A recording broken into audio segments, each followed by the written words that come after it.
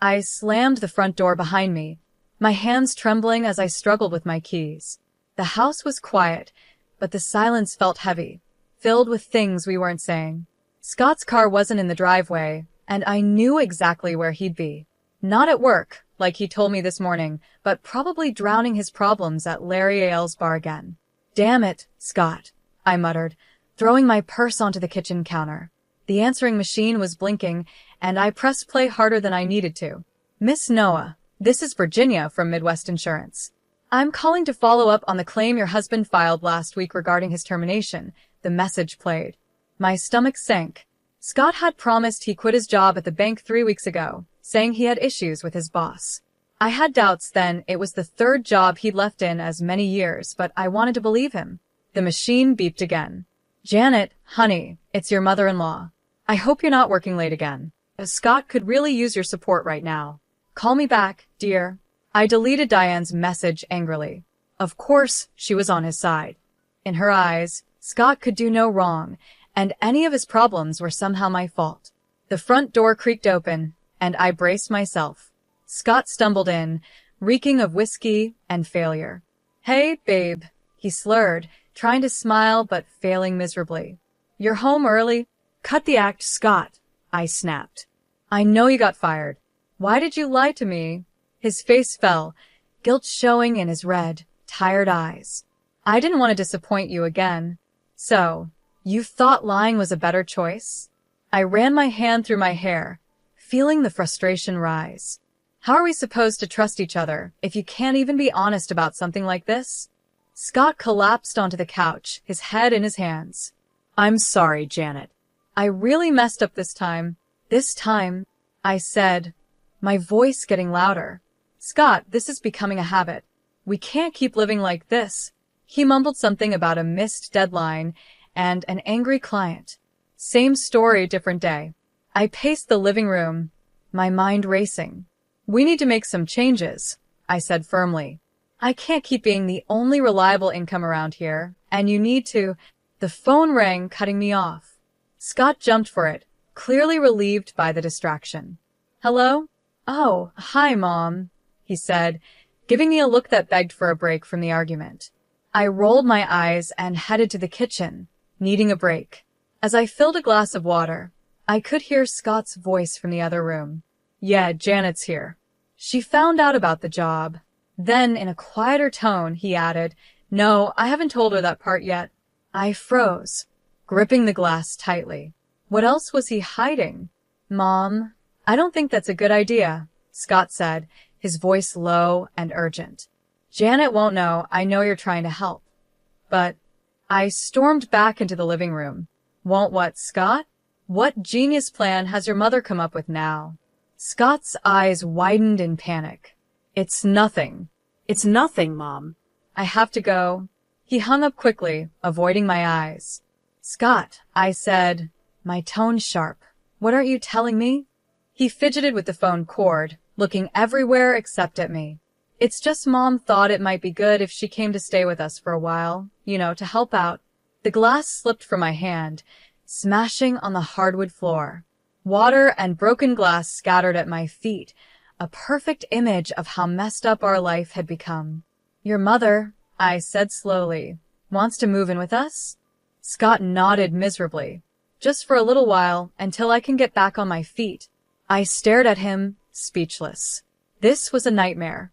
Diane, with her constant judgment and snide comments, living in our home?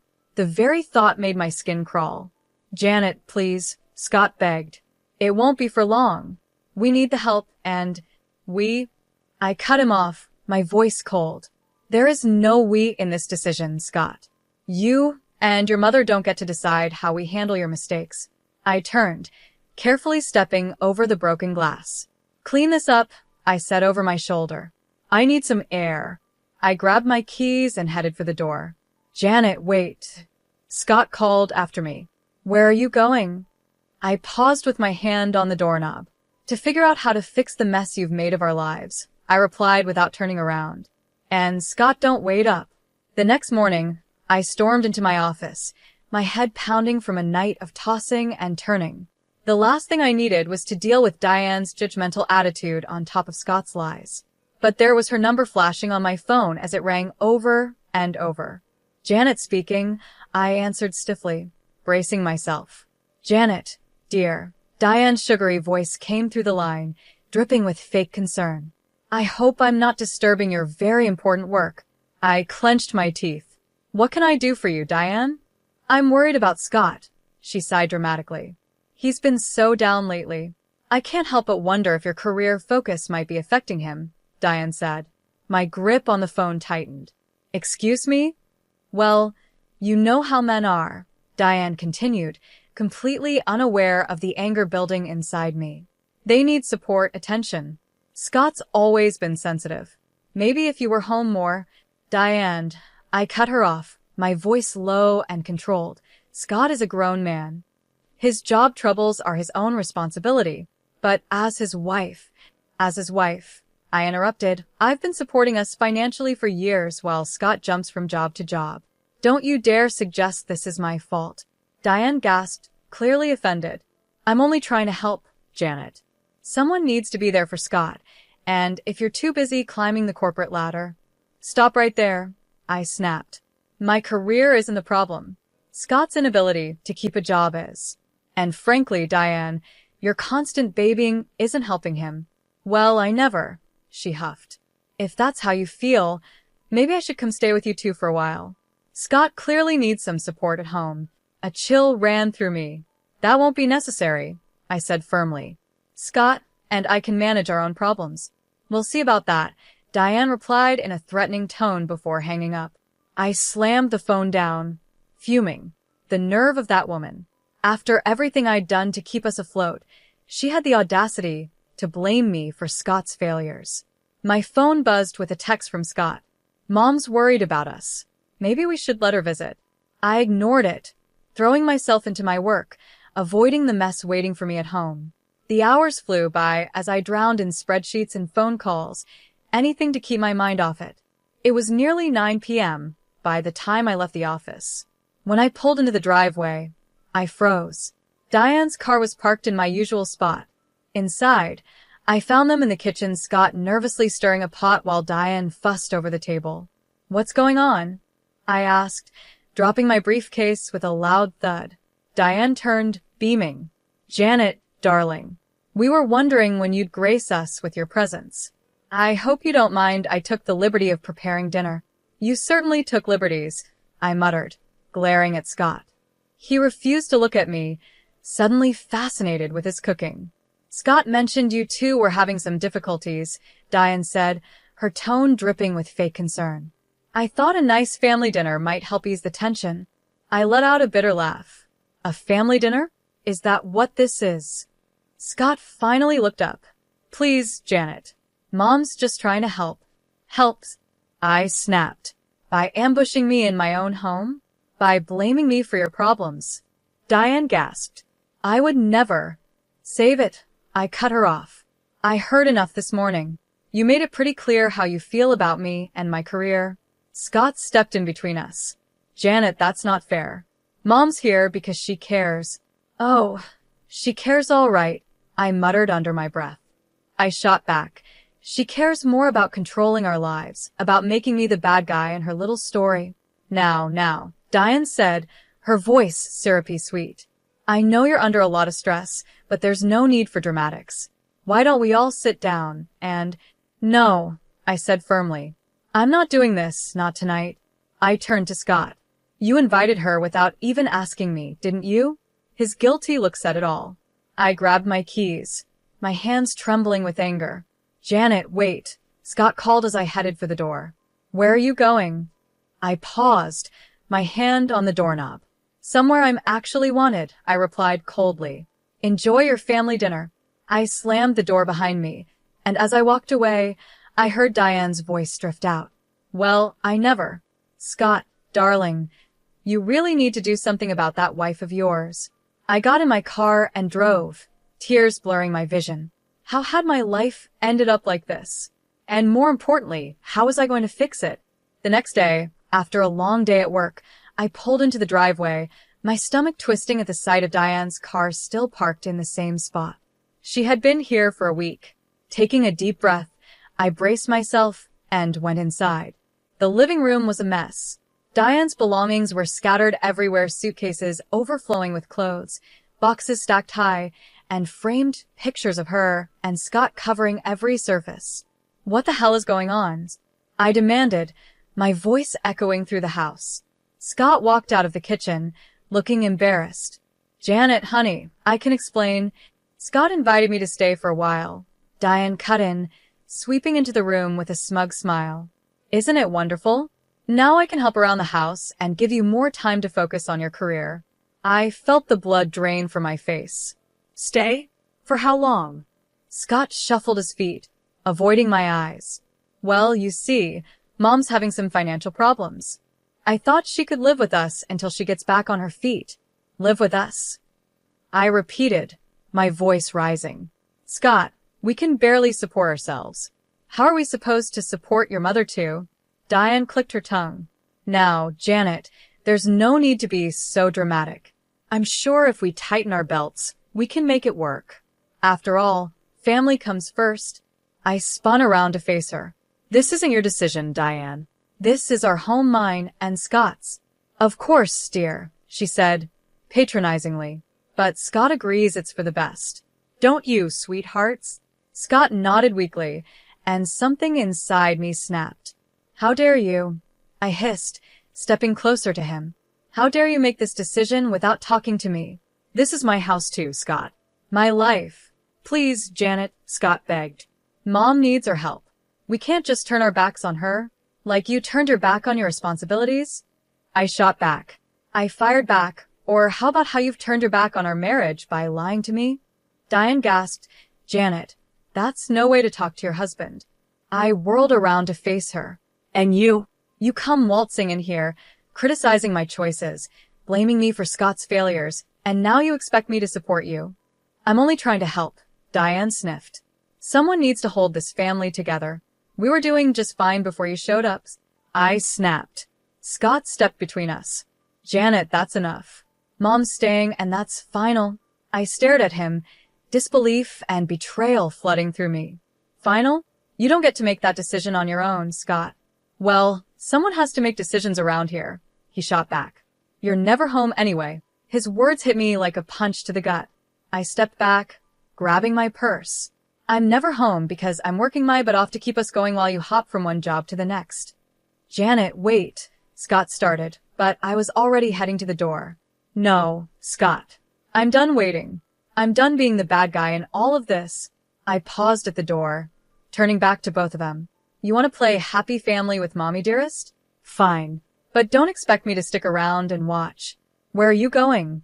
Scott called after me. "To a hotel," I replied coldly, since I'm apparently no longer welcome in my own home. As I got into my car, I heard Diane's voice drift out the open door. "Let her go, Scott. She'll come to her senses eventually. Now, why don't you help me unpack?" I sped out of the driveway, tears blurring my vision. How had it come to this? My husband choosing his mother over me, my home invaded, my life flipped upside down. As I drove aimlessly through the dark streets, a cold determination settled inside me. If Scott and Diane wanted to play dirty, fine. Two could play at that game. It was time to start planning my next move and my revenge. I had been staying at the Comfort Inn for a week, trying to clear my mind and figure out my plan. The constant buzzing of my phone, with Scott's desperate texts and Diane's passive-aggressive voicemails, only strengthened my resolve. I needed to face this head-on. As I pulled into the driveway, I noticed Scott's car was gone. Perfect. I could grab some clothes without a confrontation. But as I stepped inside the house, I heard Diane's sharp voice coming from the kitchen. "I don't care what it takes, Alex. You can't do this to me now." I froze, my hand still on the doorknob. Diane was clearly in the middle of a heated phone call, unaware of my presence. "Don't you dare bring up my mistake," she hissed. "You're the one who's been embezzling from the company for years." My eyes widened. What was going on? "Fine, file for divorce," Diane spat. "But don't think I won't take you for everything you're worth, Alex. I know all your secrets, Diane said before abruptly ending the call. I heard her muffled sobs. For a brief moment, I felt a twinge of sympathy, but it vanished as soon as I heard her voice again, this time leaving a voicemail. Scott, honey, it's Mom. Listen, I need you to talk to Janet about accessing some of your joint savings. It's just a small loan to get me through. I'm sure she'll understand we're family, after all. A surge of anger shot through me. How dare she? I stormed into the kitchen, causing Diane to jump. Janet, she gasped, quickly wiping her eyes. I didn't hear you come in. Clearly, I said coldly. Too busy plotting to take our savings, were you? Diane's face went pale. You heard that? Every word, I said, my voice steady. Including your lovely conversation with Alex. Cheating on him and stealing money. Diane? My what would the neighbors say? You don't understand, Diane pleaded, her earlier confidence crumbling. Alex is trying to ruin me. I need help. I let out a bitter laugh. And your solution is to ruin us instead? To take our money while you've been living comfortably off stolen cash for years. It wasn't like that, Diane protested. Alex handled all the finances. I didn't know. Save it, I snapped. I'm not interested in your excuses.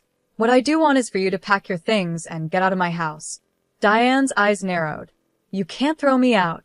Scott invited me to stay. Watch me, I growled, stepping closer. You've manipulated and lied to us since you got here. You blamed me for Scott's problems, took over our home, and now you're trying to steal from us. I'm done. I am Scott's mother. Diane shrieked. He'll never choose you over me. Just then, the front door slammed, and Scott's voice rang out. Mom? Janet? What's going on? Diane's expression instantly changed, tears welling up in her eyes as Scott entered the kitchen. Oh, Scott, she wailed. Janet's being so cruel. She wants to throw me out on the street. Scott looked back and forth between us, confusion written all over his face. Janet, what's going on? Don't you dare fall for her act, I warned him. Your mother's been lying to both of us. She's getting divorced because she cheated on Alex, and she's been embezzling money for years. Now she wants to dip into our savings to cover her tracks. Scott's jaw dropped. Mom, is this true? Diane's sobs grew louder. Scott, please, you don't understand. I had no choice. I turned to Scott, my voice firm. It's time to decide, Scott. Either she goes or I do. For good this time. The tension in the room was thick as Scott looked between his tearful mother and me, standing firm.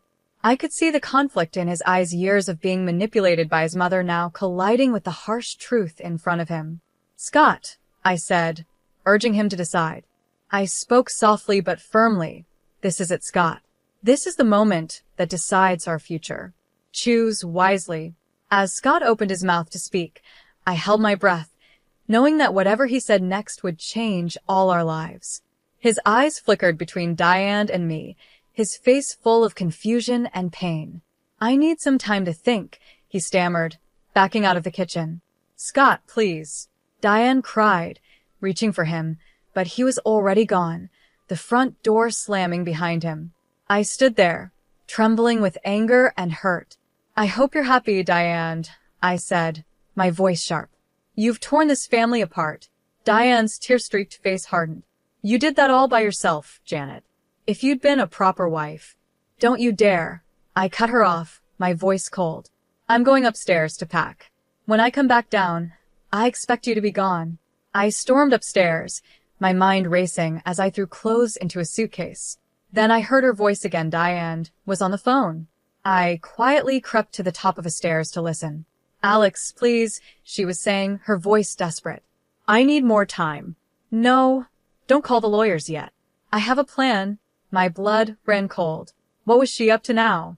Scott and Janet have savings, Diane continued. If I can just get access to them, no, they don't suspect anything. Janet's too busy with her career to notice. I gripped the banister, my knuckles turning white. She was planning to steal from us. Just give me a week, Diane pleaded. I'll get the money, and we can make this all go away. I'd heard enough. I marched downstairs, my face stormy. Diane jumped when she saw me, quickly ending her call. Janet, Save it, I snapped. I heard everything. You're not just asking to borrow money, you're planning to steal it. Diane's face crumpled. You don't understand. Alex will ruin me if I don't pay him off. I had no choice. There's always a choice, I said coldly. And you chose to lie, cheat, and steal. But it ends now. I pulled out my phone and dialed Scott. It went to voicemail. Scott, it's Janet. Your mother is planning to steal our savings to pay off Alex. Come home now. We need to talk. Diane lunged at me, trying to grab the phone. You can't do this, she shrieked. I dodged her, my voice rising. Watch me. It's over, Diane. Your lies, your manipulation. All of it. Just then, the front door opened. Scott walked in, his face pale. I heard everything, he said quietly. The voicemail came through while I was sitting in the car. Diane collapsed onto the couch, sobbing. Scott, sweetheart, please, you don't understand. I understand perfectly, Scott interrupted, his voice firm. You've been lying to us, using us, and now you were going to steal from us. I felt a glimmer of hope. Was Scott finally seeing the truth? But then he turned to me, his eyes cold. And you, Janet? You've been so wrapped up in your job that you didn't even notice what was happening in our own home.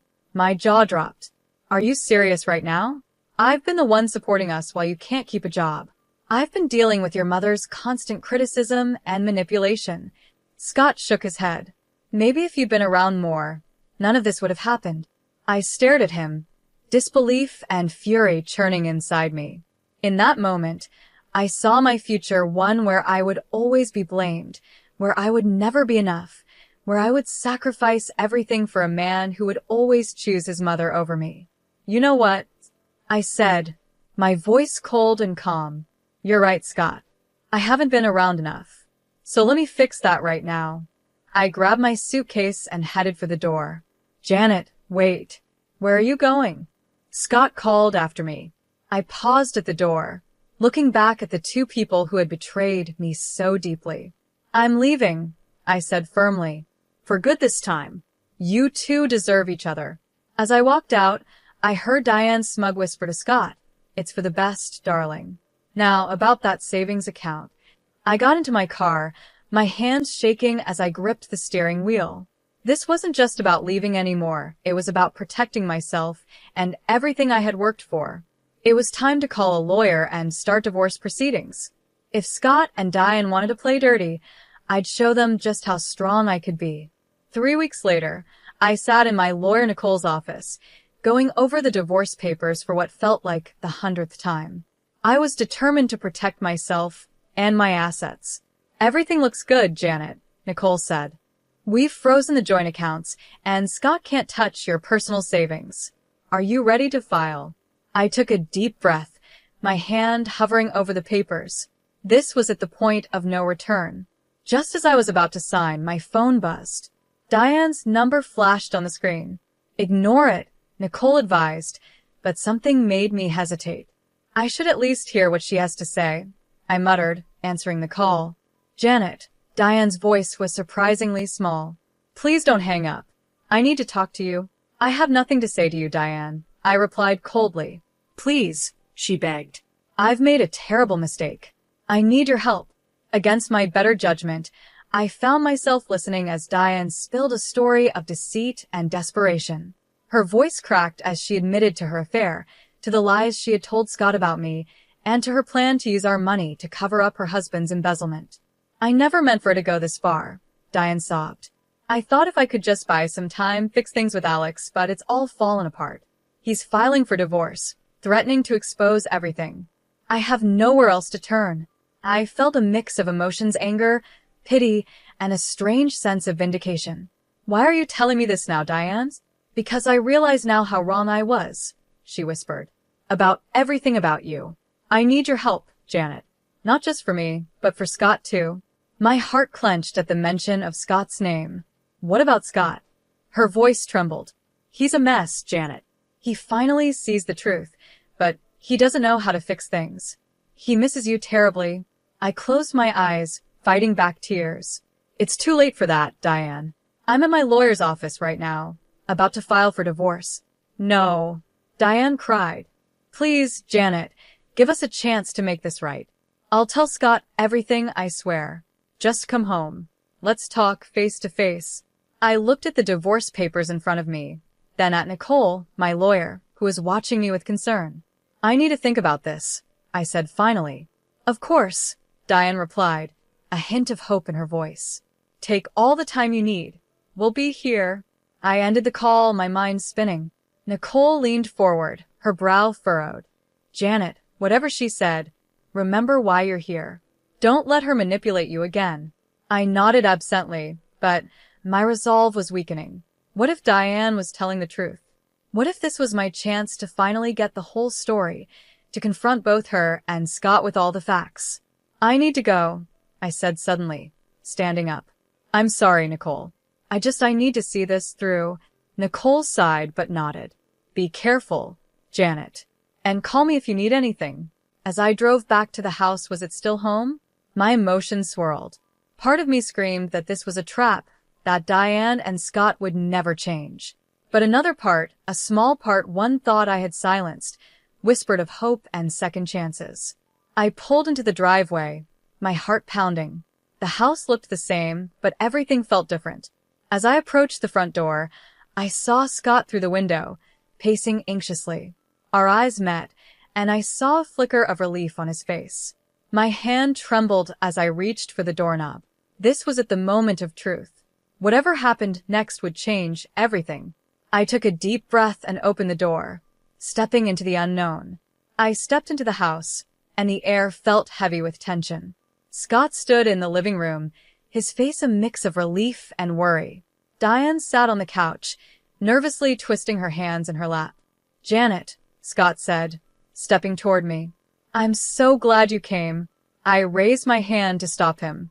I'm here to listen, nothing more. Diane, you said you had something to tell us both. So talk. Diane nodded, her eyes filling with tears. I've been lying to both of you about everything.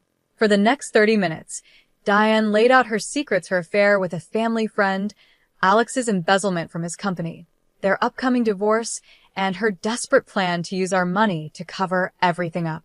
With each revelation, Scott's face grew paler, his hands clenching into fists. How could you, Mom? He whispered, his voice trembling. How could you lie to us like this? Diane sobbed and reached for Scott, but he pulled back. I'm so sorry, sweetheart. I never meant for it to go this far. I thought I could fix everything before you found out. I stood there, feeling a storm of emotions, anger at Diane's lies, pity for her desperation, and the growing realization that Scott had been just as much a victim of her manipulation as I had been. Scott, I said softly, turning to him, did you know any of this? He shook his head, looking shaken. No, Janet, I had no idea. I thought Mom just needed our help. I never imagined. That's why I called you, Diane interrupted, her voice desperate. I see now how wrong I was about everything. I need your help, both of you, please. I let out a bitter laugh. Help? After everything you've done? You tried to steal from us, Diane. You almost ruined our marriage. I know, she wailed. And I'll spend the rest of my life making it up to you both. But right now, I need your help to fix this mess with Alex. If we don't act fast, he'll expose everything, and we'll all go down. Scott turned to me, his eyes full of desperation. Janet, what should we do? I felt the weight of the moment. This was the decision that would shape the future of not just my marriage, but our whole family. No, I said firmly, surprising even myself with how strong my voice sounded. We're not doing this, Diane. Not anymore.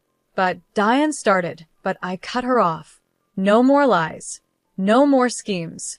You made this mess, and you're going to face the consequences, just like the rest of us. I turned to Scott, my heart pounding, waiting for his response. I love you, Scott, but I can't keep living like this. We can't keep letting your mother behave this way, I said, my voice steady but sad. Scott nodded slowly, understanding finally sinking in. You're right. Mom, I'm sorry, but Janet's right. We can't help you cover this up. Diane's face crumpled. But what am I supposed to do? Where will I go? That's not our problem anymore, I said, feeling a huge weight lift off my shoulders. I turned to Scott. We need to talk alone. We left Diane sobbing on the couch and moved to the kitchen. The air between us was thick with unspoken feelings and hurt. "Janet," Scott started, his voice full of emotion, "I've been such a fool. Can you ever forgive me?" I looked at him, really looked at him, for the first time in months. I saw the man I had once fallen in love with, but I also saw the son who had let his mother come between us. "I don't know, Scott," I said honestly. "I love you, but I don't know if love is enough anymore. We have a lot to work through." Scott nodded, tears in his eyes. "I understand. Whatever it takes, Janet. I want to make this right." As we stood there in our kitchen, with the sound of Diane's sobs in the background, I realized this was just the beginning. We had a long and difficult journey ahead, facing the consequences of Diane's actions, rebuilding trust, and figuring out if our marriage could survive this test. But for the first time in months, I felt a glimmer of hope. Whatever came next, I knew I had the strength to face it head-on. 2 years later, I stood in my new apartment, surrounded by moving boxes and the promise of a fresh start. The divorce had been finalized 4 months ago, and I was finally ready to close this chapter of my life. My phone buzzed with a message from my boss. "Congratulations on the promotion, Janet. I can't wait to see what you'll do as our new marketing director." I smiled, feeling a surge of pride. This was what I had been working for: recognition for my skills and hard work, not judgment for being ambitious. As I unpacked, I came across a photo of Scott and me from happier times. A wave of sadness hit me, but it quickly passed, replaced by a sense of peace. We had tried to make things work after Diane's confession, but the trust had been too deeply damaged. In the end, we both realized that sometimes love just isn't enough. The doorbell rang, pulling me from my thoughts. When I opened the door, I was surprised to see Diane standing there. She looked older and more worn down than I remembered. "Janet," she said softly, "I hope I'm not bothering you. I just wanted to apologize again and give you this." She handed me an envelope. Inside was a check for a large sum, much more than she had tried to take from us. "It's everything I have," Diane said, her voice trembling. "I sold the house, my jewelry. I want to make up for what I did to you and Scott," Diane said, her voice trembling. She handed me the check, and I stared at it, emotions swirling inside me. "Diane," I began, but she cut me off. "I know this won't fix anything, but I hope it helps you start your new life.